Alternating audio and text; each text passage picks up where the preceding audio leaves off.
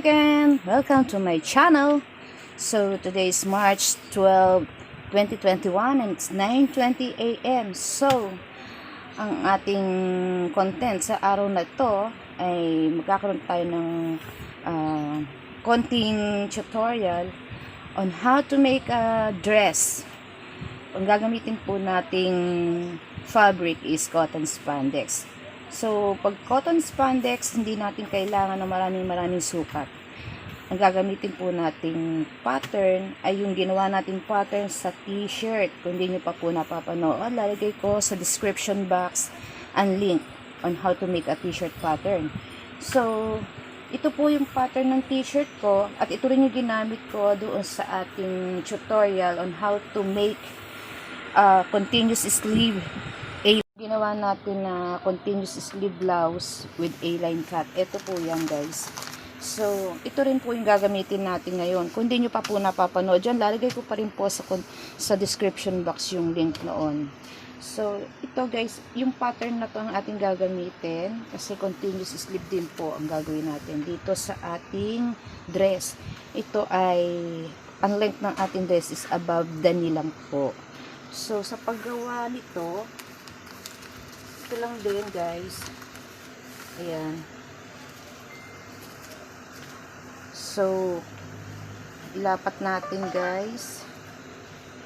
So, ang ating kukunin ay ang length. So, ito munang back. Sa back tayo kukuha ng pattern guys. Ayan back. So, since ayan na tayo, kunin natin yung length na 36. So guys, ito ay size ko. So free size po to, free size. Nasa sa inyo kung anong gusto nyo. Kung size nyo, kunin nyo po lang yung body, shoulder nyo, armhole, desired length ng sleeve, at desired length din po ng ating dress. So ito guys, sa back pattern na kukuha, naka-fold na po siya, kaya 4 na patong po yan. Nandyan na ang front at ang back. So mamaya makikita nyo kung bakit back pattern ng aking inilagay na pattern dyan. Instead of front o maghiwalay ng front and back. Is 36 po ang ating kukuning length. So, dahil ito ay back pattern, dun tayo sa center, pero bababa tayo ng at least 3/4. Ayan, guys. Hindi tayo sasagad sa taas. 3/4. Ayan. Kunin natin yung length natin, 36. Wala pa dyan ng allowance. So, after niya, makuha natin ang 36. Kunin natin yung ruler. Magguhit tayo. Nabali ang chok ko.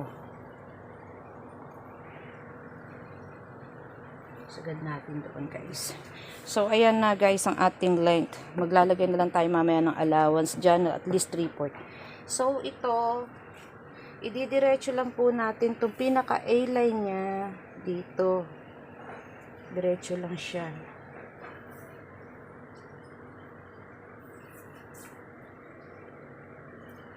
So, magdidiretso lang.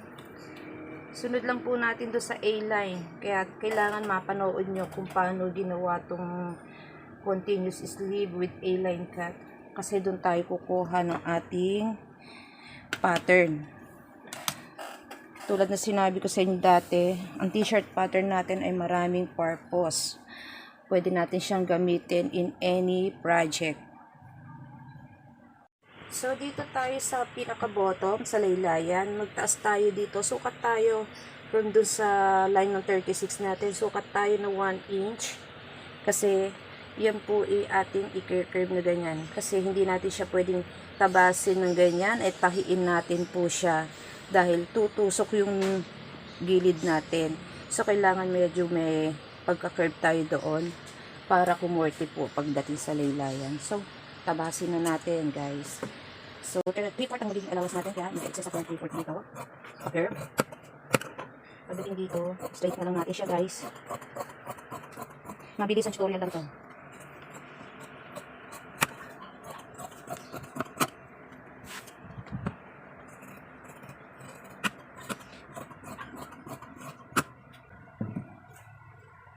So, ayan na guys. Ngayon, susukat po tayo dito pala. Sukat tayo mula dito sa pinaka, ito kasi yung figure natin. Dito tayo kumuha ng figure. So, sukat tayo from dito sa line na to, o sa bewang, sa waistline. From waistline, sukat tayo ng 2 inches. 2 inches guys. Ayan, 2 inches. Alisin na natin. Ito na. From waistline, sukat tayo ng 2 inches. Pababa. And then, 5.5.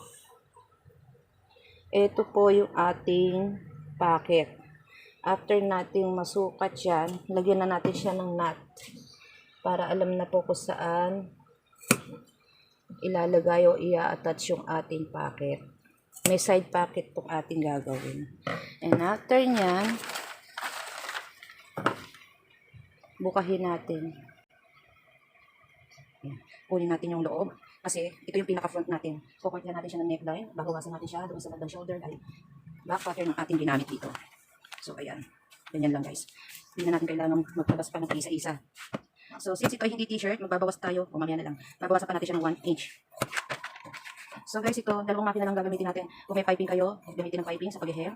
Kung wala, single. Single and overlock lang ang ating gagamitin. So, ayan na. Babawasan natin ngayon siya sa neckline ng at least 1 inch. Kurbahin lang natin. Sunod lang natin doon sa apote. So, ayan na. Gagawa naman tayo ngayon ng pattern para sa bulsa. So guys, ito yung sa bulsa natin. Kumuha ko ng isang square na pattern lang. Guhitan natin. So, ang sukat ng ating bulsa is 5.5. Yan, 5.5. Ayan ang 5.5. So, after nyan, medyo islant lang natin siya guys. Yan. And then, 5.5 uli dito. I-connect lang po natin yung from itaas do sa baseline. Ayan. Ayan guys. Tapos, medyo curve na lang po tayo dito. Ito yung nakaganyan siya guys. Dito ang attach ng bulsa natin. Gupitin na natin. Pwede i-curve na rin itong taas. Ito yung ating pocket. Tatago na natin ito para sa susunod pang mga projects. So, tatapos na tayo ng ating pocket. Itong ating pocket. Talas tayo. Kailangan apat ang ating tatagasin. Hindi siya kasya. Mahanap tayo syempre. Yan. Bakit pwede lang sa mga ritari kaso na. Okay, yan, meron na.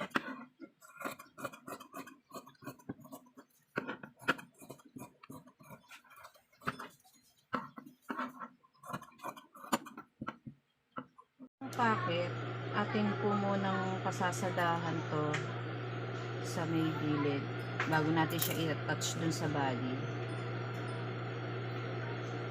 So, ganito guys. Hindi siya himalay. Kasalanan lang natin makapiraso pa ito. Nandito ang aking tail. Kasalanan natin.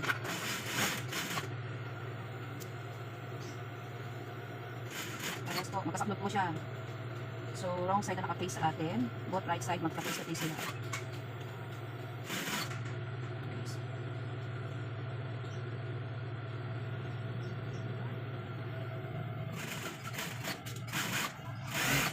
So guys, ito natahi ko na sa single at pinagsama ko lang muna sila yung pocket natin. So pag-attach natin nakaganyan guys. Ganyan ha. Ganyan. So kunin muna natin yung isang part ng ating body. O okay, ito ay back. Kunin po natin itong isang side. Since mayroon na siyang knot, nalagyan na natin ng knot. Hanapin lang natin yung knot na yon. Ito yung knot niya. Tapos, itama lang po natin siya dyan sa dulo ng ating pocket. Pasadahan natin. Ayan.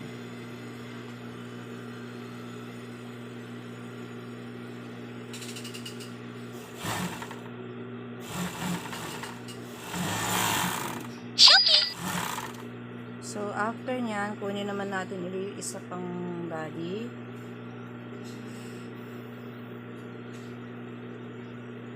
Ito yung front.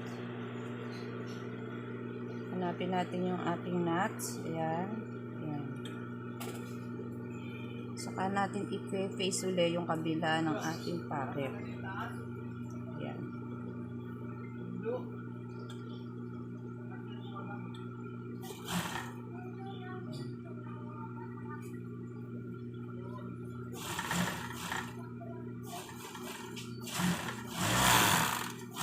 So, after nya, yung kabila naman guys, bago natin i-attach yung shoulder.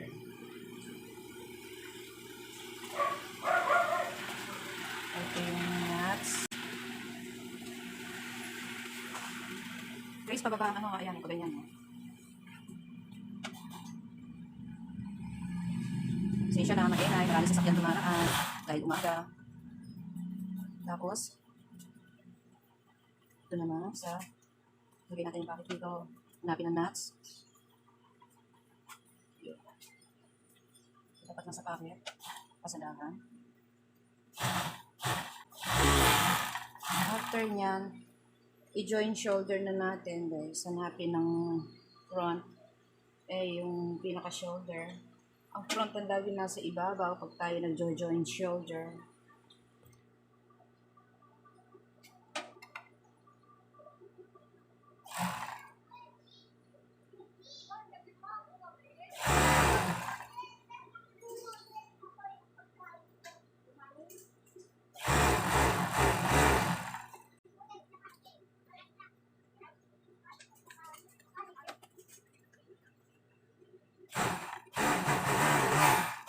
Side close.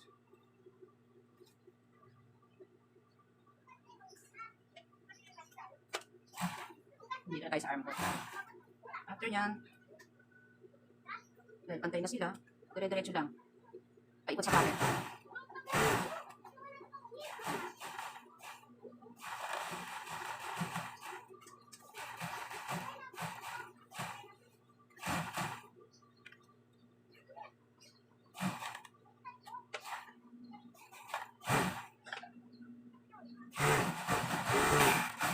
Another side close.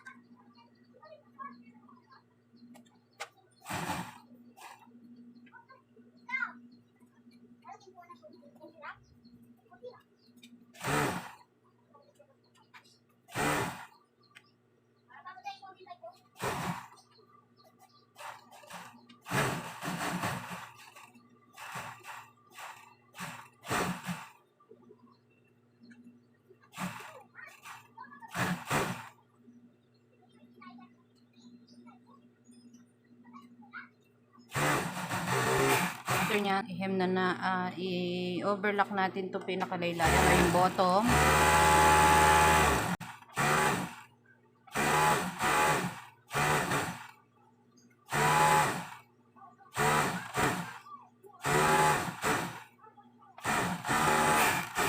Overlock natin yung neck. And then, dalawang arm opening natin. Kasi ilalapat lang natin siya ng tahi. Pwede sa single, pwede sa piping. May piping, hindi na kailangan i-overlock. Since wala akong piping, kaya ino-overlock ko siya dahil si-single ko siya. So, eto na tayo sa armhole. O yung arm opening pala.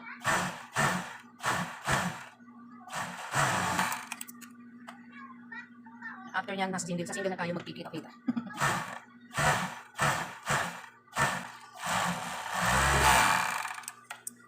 Okay. Let's go sa single, guys.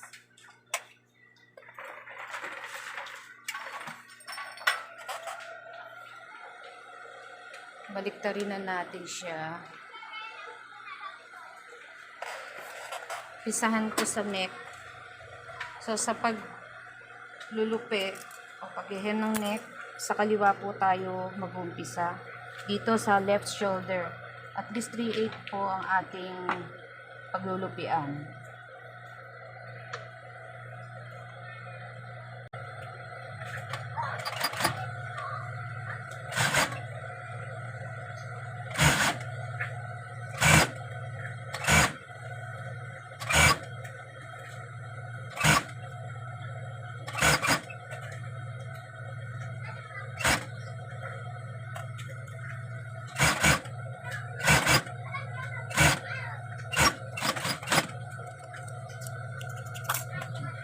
So, sa arm opening naman, create din.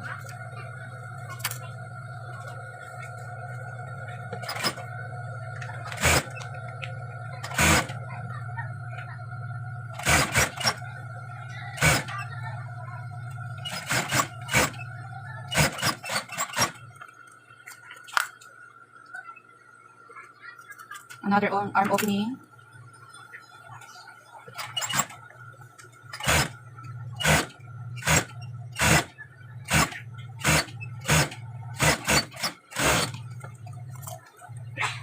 And the bottom or yung hemming na natin dito sa bottom.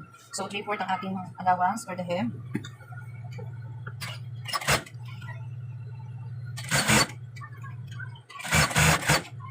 Yun lang sa tapat ng overlock tayo magpapasada.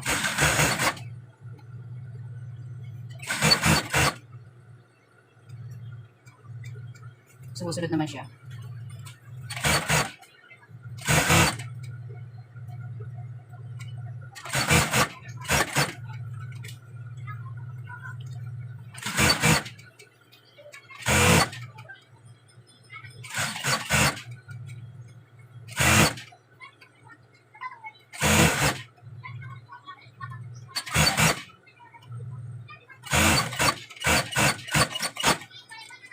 Tapos na guys. So ayan guys, tapos na ang ating A-line dress. So yan, ako po ang nag-model at size ko po yan. Size po niya ay free size. So sana may natutunan kayo sa aking video tutorial. So guys, sa mga hindi pa po nakaka-subscribe, please subscribe. Hit the notification bell para updated kayo sa mga susunod pang videos. Like and share po guys. And you are very much welcome to comment. Ito po ang inyong mamay na nagsasabing keep safe, stay safe, and God bless us all guys. Bye-bye!